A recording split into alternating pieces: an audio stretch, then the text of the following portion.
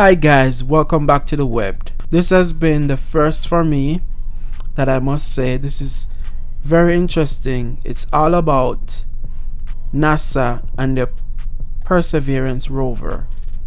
It's currently on Mars, and I love this little piece here.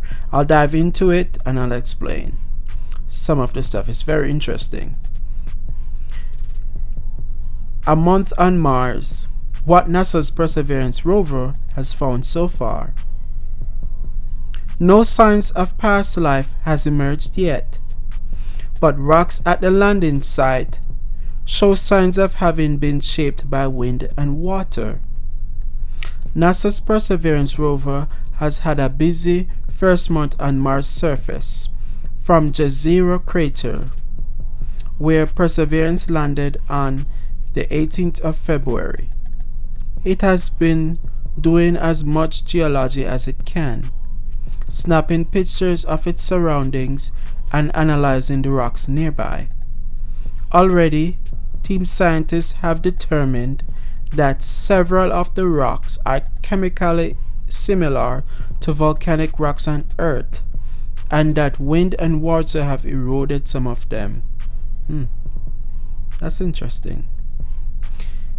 Everything is going great so far, said Kenneth Farley, a geochemist at the California Institute of Technology in Pasadena and the mission's project scientist. He and others described Perseverance progress on the 16th of March at a virtual meeting of the Lunar and Planetary Science Conference. As planned, the rover's main science experiments will have to wait a few more months, while engineers continue to test its scientific instruments and prepare for the first helicopter flight on another world. You heard that, guys? Let's pause for a minute. So they're preparing for the first helicopter flight on another world. So I guess they have a kind of a helicopter in there hidden. Wow, that's interesting. Eventually, Perseverance will deploy an arsenal of tools, including a drill bit, a close-up camera, and multiple chemical sensors to hunt for signs of past life in Martian rocks. So guys, they're going to drill in to the rocks on Mars to look for life that was there in the past.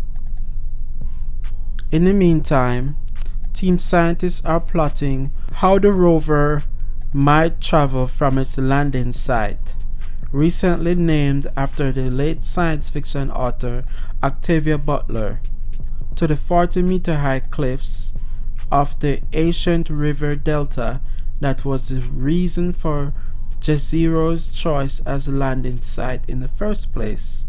The delta, deposited billions of years ago where a river flowing on Mars, would have been an ideal landscape for ancient microbial life, had such existed. But a treacherous dune field, which the rover cannot cross, lies between Perseverance and the delta. Researchers are discussing whether to drive the rover clockwise or anti-clockwise around the dune field. The latter would make for a shorter trip, but the former would take Perseverance past a greater variety of interesting rocks. During its mission, Perseverance will collect approximately 30 tubes full of Martian rock and soil, laying them down on the Martian surface for a future mission to retrieve and fly back to Earth for scientists to analyze. When this happens no earlier than 2031, it will be the first time that a sample has ever been returned from Mars. This is the end of the article, guys. So the breakdown is this.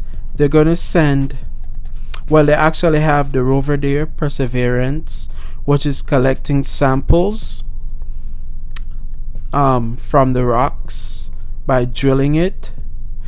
to look for past life in the rocks themselves, and then they're gonna have perseverance store it until they're able to retrieve it in the future to have it flown back to them no earlier than 2031.